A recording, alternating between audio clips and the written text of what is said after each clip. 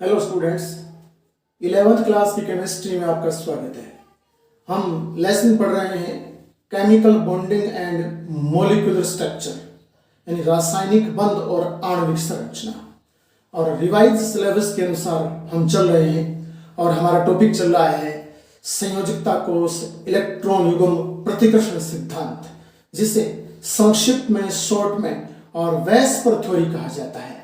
और VSEPR theory को आप जानते हो, सिजविक और पावेल ने 1940 में प्रतिपादित किया था और फिर इसे विकसित करने का कार्य 1957 में गिलेस्पी और नाइबॉम ने किया था। और अगर आपसे पूछे कि इस सिद्धांत का मूलतः क्या उपयोग है, तो याद रखना, अणुओं की ज्यामिति निर्धारण करने में, अणुओं की आकृति ज्ञात करने में इस सिद्धांत का उपयोग किया जाता है। तो आज हम इस सिद्धांत की सहायता से और विभिन्न अणुओं की आकृति ज्ञात करेंगे, लेकिन हम उन अणुओं की आकृति ज्ञात करेंगे जिनमें केंद्रीय परमाणु पर एकांकी इलेक्ट्रॉन युग्म नहीं हो, अर्थात एकांकी इलेक्ट्रॉन युग्म रहित और केंद्रीय परमाणु वाले अणुओं की ज्यामिति। तो आज हम इस सिद्धांत के अनुसार और उन अणुओं की ज्यामिति का निर्धारण करेंगे जिनमें केंद्रीय परमाणु के पास लोन पेयर एकांकी इलेक्ट्रॉन युग्म नहीं होता है। तो यहां हमारी हेडिंग है वो मैं इस प्रकार लगा देता हूं, एकांकी इलेक्ट्रॉन युग्म रहित, एकांकी इलेक्ट्रॉन युग्म रहित और केंद्रीय परमाणु युक्त, केंद्रीय परमाणु युक्त अणुओं की ज्यामिति, अणुओं की ज्यामिति कहूं या आकृति कहूं, एक ही बात है। तो याद रखना, मैं यहां ऐसे कुछ अणु लिखूंगा जिस अणु में, जिन अणुओं में और जो केंद्रीय परमाणु होगा उस केंद्रीय परमाणु पर लोन पेयर यानी एकांकी इलेक्ट्रॉन युग्म नहीं होगा। तो ऐसे अणुओं की ज्यामिति का हम निर्धारण करेंगे कि वो ज्यामिति चतुष्फलकीय होगी या फिर त्रिकोणीय होगी या फिर सरलरेखीय होगी, वो हम पता लगाएंगे। तो पहले ध्यान देना, हम पढ़ते हैं इसमें पर्टिकुलर Ab2 प्रकार के यौगिक, Ab2 प्रकार के यौगिक अथवा अणु, यहां अणु लिख देता हूं, Ab2 प्रकार के अणु। तो Ab2 प्रकार यानी जो A दिख रहा है वो तो केंद्रीय परमाणु हो गया और जो B दिख रहे हैं वो सहयोगी परमाणु हो गए, अर्थात बंधे हुए परमाणु हो गए, बंधित परमाणु हो गए।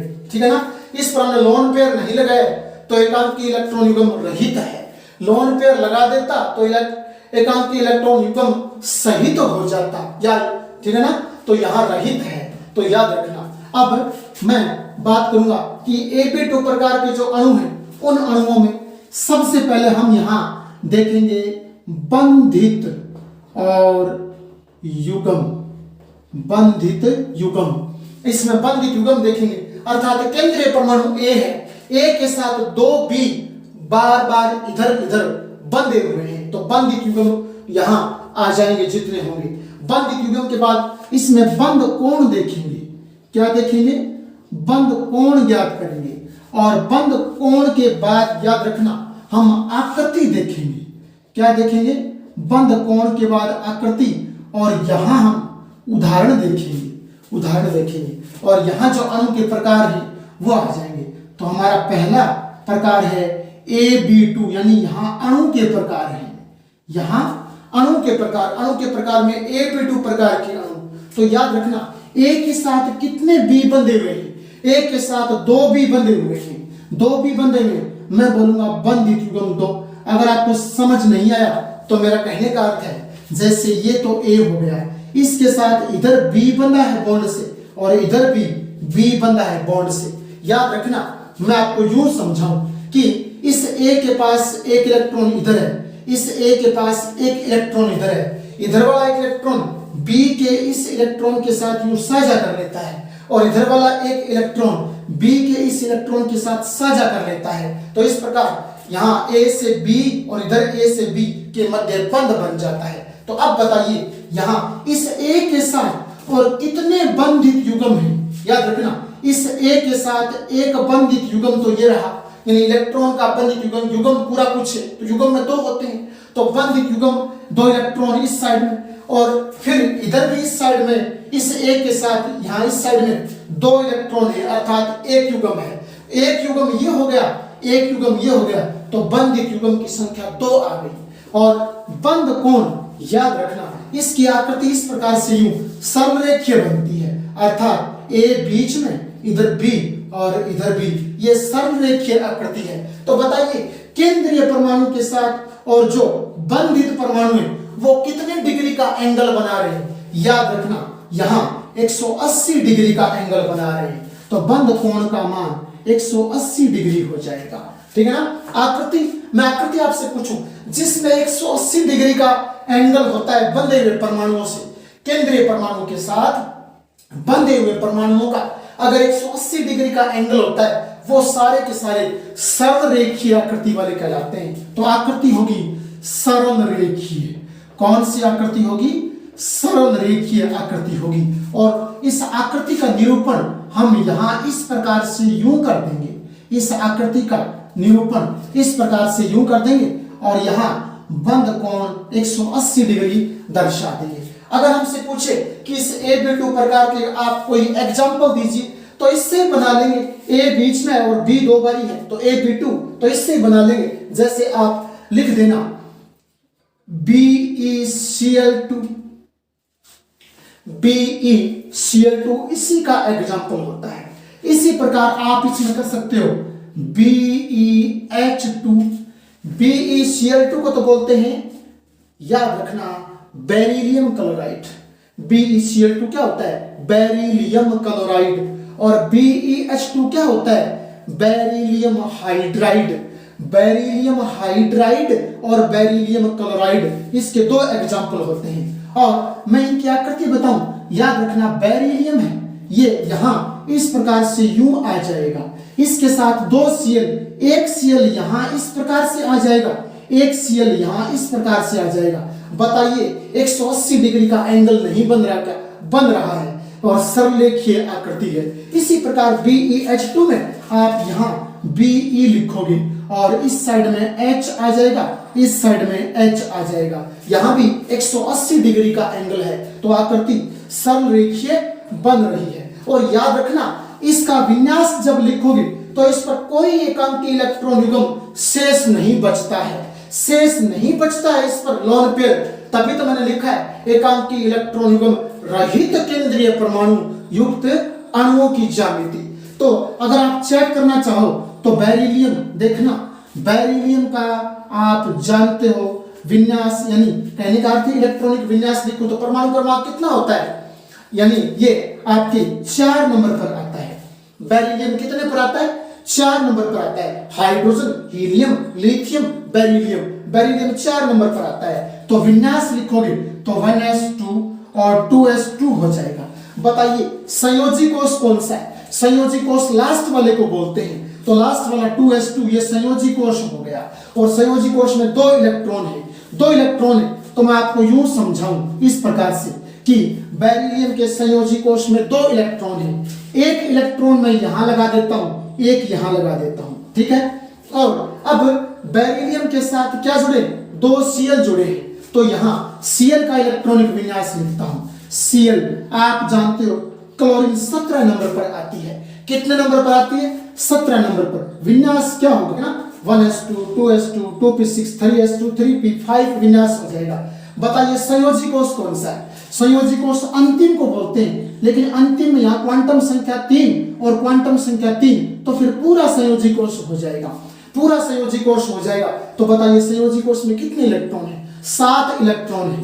तो 7 इलेक्ट्रॉन है संयोजी कोष में, तो आप क्लोरीन एक तो यहां लिखिए और एक क्लोरीन यहां लिखिए और इनके संयोजी कोष में 7 इलेक्ट्रॉन लगा दीजिए। मैं इस क्लोरीन में एक संयोजी कोष का यहां लगा देता हूं और बाकी 6 बच गए वो यहां यूं इस प्रकार से लगा देता हूं। इसी प्रकार इस क्लोरीन में एक यहां लगा देता हूं, बाकी जो बच गए उनको यहाँ इस प्रकार से यूं लगा देता हूं। अब बेरिलियम अपना कोष पूरा करने के लिए क्लोरीन के पास जाएगा और क्लोरीन के इलेक्ट्रॉनों से साझा करेगा, तो बेरिलियम अपने 2 को लेकर के इस प्रकार से यूं चला जाएगा।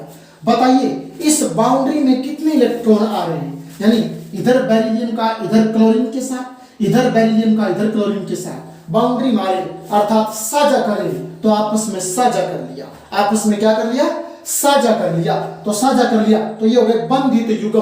तो यहां एक युग्म ये रहा, इस पर 2 इलेक्ट्रॉन युग्म, इस पर 2 इलेक्ट्रॉन युग्म, तो बंधित युग्मों की संख्या 2 हो गई। बंध कोण 180 डिग्री हो गया, आकृति सरलरेखीय हो गई। ठीक है ना, इस प्रकार से आपको ध्यान रखना है AB2 प्रकार के यौगिकों में। अब बारी आती है AB3 प्रकार के अणु। तो AB3 प्रकार के जो अणु है, दिख रहा है A के साथ 3 अणु जुड़े हैं या 3 परमाणु जुड़े हैं B के, तो बंधित युग्मों की संख्या तो 3 हो जाएगी। बंधित युग्मों की संख्या तो 3 हो जाएगी। अब मैं यहां आपको समझा देता हूं थोड़ा सा, ठीक है ना। बंधित युग्मों की संख्या तो यहाँ 3 हो जाएगी और बंधित युग्मों की संख्या 3 होने के बाद में अब देखिए इसकी आकृति कैसी होगी। इसकी आकृति ऐसे होगी, एक A यहां आ जाएगा, इस पर B यहां लगेगा, एक B यहां लगेगा, एक B यहां लगेगा और इनको इस प्रकार से यूं हम लिख देंगे इस प्रकार से। बताइए आकृति क्या बन गई? त्रिकोणीय समतल। क्या बन गई? त्रिकोणीय, यानी हथेली पर एक त्रिभुज बन गया और बिल्कुल ये समान बंद कोण वाले हैं। यहाँ ये बंद लंबाई बराबर है, यहाँ बंद लंबाई बराबर है, यहाँ बंद लंबाई बराबर है। अब ध्यान रखना, चाहे तो ये वाला एंगल देखो, चाहे इस साइड वाला ये एंगल देखो, ये एंगल होता है 120 डिग्री, यहाँ ये एंगल होता है 120 डिग्री और वो एंगल यहाँ लिखा जाता है। तो आप याद रखना, इसमें तो आप जानते हो तीनों एंगल 120 के हिसाब से होंगे, तो 120 डिग्री एंगल बता देंगे। तो बंधित युग्म 3 हो गए, बंद कोण 120 डिग्री का हो जाएगा, 120 डिग्री का। आकृति कौन सी होगी? त्रिकोणीय समतल। आकृति कौन सी? त्रिकोणीय, यानी त्रिभुज बन रहा है। आप त्रिभुजीय समतल बोल सकते हो, त्रिकोणीय समतल बोल सकते हो। त्रिकोणीय समतल आकृति होगी, इस प्रकार बना देंगे। और एग्जाम्पल की अगर मैं बात करूं तो याद रखना BF3 ले लेना, BF3, B के साथ 3 F आ जाएंगे, यहां तो बोरोन आ जाएगा, यहां FF फ्लोराइड परमाणु आ जाएंगे। इसी प्रकार आप BCl3 ले लेना, बोरोन क्लोराइड, B सेंटर में आ जाएगा बोरोन, 3 Cl यहां कोनों पर आ जाएंगे। तो फिर आकृति याद रखना त्रिकोणीय समतल हो जाएगी और ये सामान्य सी बात इसमें ध्यान में रखना। इसी प्रकार मैं अगर इनका निरूपण करूं, जैसे बोरोन फ्लोराइड में, तो बोरोन यहां आ जाएगा, एक F यहां लग जाएगा, एक F यहां लग जाएगा, एक F यहां लग जाएगा। ये बॉन्ड इलेक्ट्रॉनिक विन्यास के अनुसार बनते हैं, ऐसे नहीं बनते। इस पर कोई इलेक्ट्रॉन नहीं बचेगा तो लोन पेयर तो नहीं होगा। इस प्रकार इनको यूं मिला देंगे यहां से, तो यह आकृति त्रिकोणीय समतल हो जाएगी। इसी प्रकार BCl3 में भी ये बन जाएगा। ठीक इसी प्रकार अगर हम बात करें तो याद रखना AB4 प्रकार के अणु में, AB4 प्रकार के अणु में बताना A के साथ कितने और B परमाणु बने 4, तो बंधित युग्म तो याद रखना 4 हो जाएंगे। बंधित युग्म तो कितने हो जाएंगे? 4 हो जाएंगे। और याद रखना इसमें बंद कोण का मान कितना आएगा? पहले मैं संरचना बनाकर बताता हूं कैसे होता है। जैसे A यहां आ जाएगा, एक B यहां आएगा, एक B यहां आ जाएगा, एक B कुछ यहां आ जाएगा, एक B कुछ यहां आ जाएगा। ये दोनों B तो याद रखना, ये वाला B और ये वाला B तो समान एंगल पर होंगे और ये थोड़ा टेढ़ा होगा, ये बीच में ऐसे नहीं होगा, थोड़ा टेढ़ा होगा इस प्रकार से। ठीक है ना, ये आपको ध्यान रखना है। इस प्रकार से इसको यहां मिला देंगे, इसको यहां मिला देंगे, यहां इसको मिला देंगे, यहां इसको मिला देंगे। देखो चतुष्फलक आकृति बन रही है, तो मैं बोलूंगा टेट्रागोनल चतुष्फलक की आकृति। तो इसकी आकृति AB4 वाले की आकृति चतुष्फलक की होती है। और यहां एंगल देखा जाता है, यहां इसमें एंगल नाप कर ज्ञात किया हुआ है, एक्स किरण विवर्तन विधि से और इलेक्ट्रॉन विवर्तन विधि से ज्ञात किया है, और वो होता है 109.5 डिग्री। 109.5 डिग्री वाला ये एंगल होता है। तो एंगल तो होगा 109.5 डिग्री, याद रखना। ठीक है ना। आकृति कौन सी होगी? आकृति होगी चतुष्फलकीय। कौन सी? चतुष्फलकीय। और एग्जाम्पल की बात करूं तो उदाहरण में आप CH4 लिख सकते हो। कार्बन एक सेंटर में आ जाएगा, 4 H लग जाएंगे कोनों पर। यहां कार्बन सेंटर में आ जाएगा, 4 H कोनों पर लग जाएंगे, तो आकृति इस प्रकार से चतुष्फलकीय बन जाएगी। इसी में एक एग्जाम्पल आप SiCl4 ले सकते हो, सिलिकॉन और क्लोराइड का। सिलिकॉन क्लोराइड का एक एग्जाम्पल आप ले सकते हो, मेथेन का एग्जाम्पल आप इसमें ले सकते हो। इस प्रकार से अगर आप मेथेन की आकृति बनाओगे तो C यहां जाएगा, एक H यहां आ जाएगा, एक H यहां आ जाएगा, एक H यहां आ जाएगा और एक H कुछ यहां आ जाएगा। इस प्रकार से आप इनको यहां यूं मिला दोगे, इनको यहां यूं इस प्रकार से मिला दोगे तो यहां ये आकृति बन जाएगी और ये वाला एंगल 109.5 डिग्री हो जाएगा। तो AB5 अणु, इस प्रकार के अणुओं में आप देख रहे हो बंधित युग्म की संख्या 5 होगी, यानी A के साथ 5 B बंधे हुए हैं तो बंधित युग्मों की संख्या 5 हो जाएगी। फिर बंध कोण की बात करूं तो याद रखना AB5 वाले में आपको बंध कोण 2 मिलेंगे, एक 90 डिग्री भी होगा और 120 डिग्री भी होगा। अभी बताऊंगा आपको ये कैसे होगा। और याद रखना AB5 में आकृति याद रखना त्रिकोणीय द्विपिरामिडी होगी। 5 है तो 5 में यूं होगा, एक तो त्रिभुज जैसी आकृति, जैसे मैं समझाऊंगा आप लोगों को, हथेली पर एक त्रिभुज की आकृति बना लेंगे। त्रिभुज की आकृति पर और 3 कोने हैं, 3 कोनों पर एक एक परमाणु लगा देंगे और फिर एक परमाणु यहाँ ऊपर की तरफ, एक परमाणु यहाँ नीचे की तरफ। अब त्रिभुज के तीनों कोनों को उस परमाणु से मिला देंगे और तीनों कोनों को नीचे वाले परमाणु से मिला देंगे। अब यहाँ एक त्रिभुज बन गया और ऊपर की तरफ यूं एक पिरामिड बन गया, नीचे की तरफ भी पिरामिड बन गया। मैं उसे बोलूंगा त्रिकोणीय द्विपिरामिडी। त्रिकोणीय द्विपिरामिडी यानी ट्राइएंगल और बाइपिरामिड, ट्राइएंगल बाइपिरामिड। तो 2 पिरामिड बन जाएंगे, एक त्रिभुज के ऊपर, एक ऊपर की तरफ एक नीचे की तरफ पिरामिड। तो आकृति आप बोलोगे त्रिकोणीय द्विपिरामिडी, त्रिकोणीय और द्विपिरामिडी। पिरामिड आप जानते हो, ठीक है ना? पिरामिड यूं एक मतलब आपकी आकृति होती है तिरछी, इस प्रकार से पिरामिड बनता है। तो त्रिकोणीय द्विपिरामिडी आकृति हो जाएगी। और अगर एग्जाम्पल की हम बात करें तो एग्जाम्पल जैसे इसमें PCl5 होता है, PCl5 और SF5 होता है। PCl5 को तो बोलते हैं फास्फोरस पेंटाक्लोराइड और SF5 को बोलते हैं पेंटाफ्लोरो सल्फर, पेंटाफ्लोरो सल्फर, ठीक है ना? आप याद रखना। तो अब हम आकृति की बात करते हैं कि इसकी आकृति त्रिकोणीय द्विपिरामिडी आप कैसे बनाओगे। आप इस प्रकार से पहले यूं करना,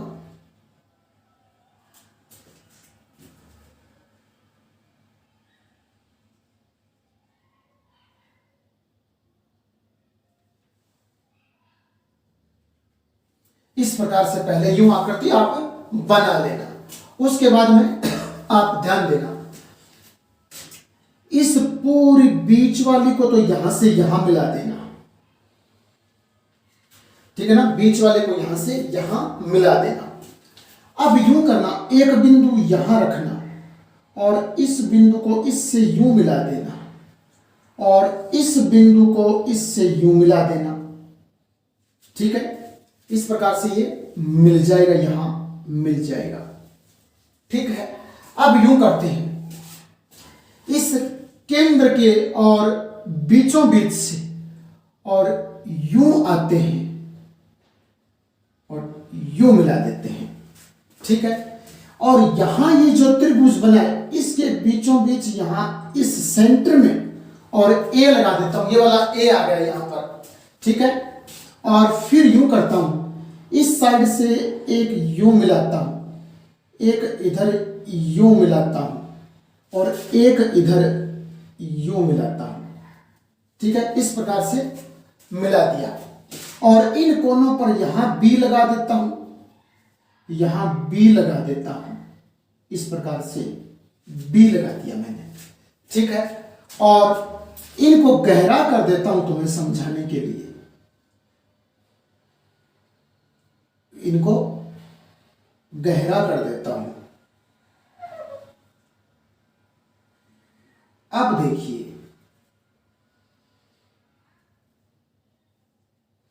इस प्रकार से यूं बना देंगे, ठीक है। यूं बनाने के बाद अब यहां देखिए, ये वाला एक एंगल तो ये देखा जाता है 90 का, एक एंगल 90 का ये देखा जाता है, और एक एंगल ये वाला यहां देखा जाता है जो कि 120 डिग्री का होता है, 120 डिग्री का होता है। अब अगर मैं आपको समझाऊं तो रियल में ध्यान देने वाली बात है कि वास्तव में देखिए, मेरी हथेली पर एक त्रिभुज बन गया। ये वाला जो गहरी पंक्ति में त्रिभुज बना है वो यूं मान लो हथेली पर त्रिभुज बनाया, और त्रिभुज बनाने के बाद में और ऊपर की तरफ ये वाला यहां रखा बी परमाणु, ये नीचे वाला बी परमाणु यहां रखा, और फिर इनके कोनों को आपस में मिला दिया, ठीक है ना। कोनों को जो त्रिभुज के बीचों बीच ए लगाया तो ए पर ऊपर मिलाया, फिर ए के जो त्रिभुज है उनसे मिलाया, यानी त्रिभुज के कोनों के बीचों बीच, त्रिभुज के बीचों बीच ए लिखा है, ये वाला ए, इसको ऊपर यहां मिलाया, फिर त्रिभुज के कोने हैं उनसे भी उनको इस प्रकार से मिला दिया, और अब यहां जो नीचे बी लिखा, बी को भी पहले ए से बीचों बीच मिलाया, फिर उनके कोने मिला दिए आपस में। इस प्रकार एक त्रिभुज के ऊपर की तरफ भी पिरामिड, नीचे की तरफ भी पिरामिड, तो त्रिकोणीय द्विव पिरामिड बन गया। एक एंगल ये वाला काउंट कर लेंगे, एक एंगल ये वाला काउंट कर लेंगे, तो यहाँ एंगल है वो 90 और 120 हो जाएगा। ये वाला भी आप ध्यान में रखना। इस प्रकार ये आकृति, इसे बोलते हैं त्रिकोणीय द्विव पिरामिड, त्रिकोणीय द्विव पिरामिड। अब बारी आती है नेक्स्ट AB6 प्रकार, लास्ट इतने ही है। AB6 में दिख रहा है बंधित युग्म 6 हो जाएंगे, अर्थात केंद्रीय परमाणु A के साथ अन्य प्रकार के परमाणु 6 जुड़े तो बंधित युग्म 6 हो जाएंगे। और अगर बंध कोण की बात करूं, इसमें बंध कोण केवल 90 होगा, ठीक है ना। किसमें? AB6 वाले में बंध कोण केवल 90 होगा, और आकृति जो होगी वो होगी अष्टफलकीय। कौन सी? अष्टफलकीय आकृति होगी, अष्टफलकीय आकृति। अभी मैं आपको बताऊंगा कि अष्टफलकीय आकृति कैसी होती है। और अगर हम एग्जाम्पल की बात करें तो आप इसमें एग्जाम्पल के रूप में और ले सकते हो, जैसे SF6 है, SF6 हेक्साफ्लोरो सल्फर, हेक्साफ्लोरो सल्फर, ठीक है। ये वाला इसका एग्जाम्पल है। अष्टफलकीय आकृति की बात करूं तो आप ध्यान देना, पहले आप यूं बना लेना, इस प्रकार से, इस प्रकार से आप यूं बना लोगे। पहले यूं बना लेने के बाद इसके केंद्र में पहले ए परमाणु रख लेना, फिर किनारों से इस प्रकार से यूं मिला देना, इस प्रकार से यूं मिला देना। अब एक यहां और यहां, इनमें बी परमाणु बाहर की तरफ यहां लगा देना, बी परमाणु लगा देंगे। एक यहां एंगल कर दूं, यहां कर दूं, यहां भी बी लगा दूं और यहां भी बी लगा देता हूं, ठीक है। अब क्या करेंगे? अब आसान सी बात है, यानी ये कहने का अर्थ, ये मेरी हथेली के ऊपर एक यूं मानिए आप, आयत मान लीजिए चाहे वर्ग मान लीजिए, कोई फर्क नहीं है यहां पर, तो ठीक है ना। मेरी हथेली के ऊपर एक आयत या वर्ग बन गया और उस हथेली के बीचों बीच ए लगा दिया, चार कोने जो हैं उन कोनों पर बी लगा दिए, चार कोनों पर बी लगा दिए। अब ऊपर की तरफ यहां एक बी लगाया, नीचे की तरफ यहां भी बी लगाया, और अब जो ऊपर नीचे वाले बी है इनको पहले यूं करूंगा, पहले इनको यहां से इस प्रकार यूं मिलाऊंगा इस साइड में, ठीक है ना। ये एक त्रिभुज बन गया, ये वाली भुजा और ये वाली इस प्रकार से। अब इस पर भी त्रिभुज बना दूंगा, यहां से लेकर के, यहां से लेकर के इस पर भी त्रिभुज इस प्रकार यूं बना दूंगा। दो त्रिभुज बन गए, ऊपर भी यूं त्रिभुज बन गया, नीचे भी यूं त्रिभुज बन गया, तो दो पिरामिड बन गए, ठीक है ना। तो याद रखना एक प्रकार से ये ऐसी आकृति अष्टफलकीय होती है। कैसी? अष्टफलकीय आकृति होती है, तो इसे बोलूंगा अष्टफलकीय आकृति। हाँ, अगर मैं एंगल की बात करूं, एंगल की बात करूं तो आप ध्यान देना, इसमें ये जो एंगल है ये आप काउंट करोगे। कौन से वाला? ये वाला एंगल, ये वाला एंगल आप इसमें काउंट करोगे, जो मैंने निशान लगाया है। ये वाला एंगल ये 90 का होगा। कितने डिग्री का? 90 का होगा। ये वाला एंगल आपको करना है। और एक याद रखना, एक ये वाला काउंट एंगल भी आप इसमें काउंट करोगे इस प्रकार से, ये भी 90 का होगा, ये भी 90 का। तो इसमें एंगल 90 डिग्री होता है। इस प्रकार से SAB6 प्रकार के अणु तक हमने पढ़ा और ये पूरा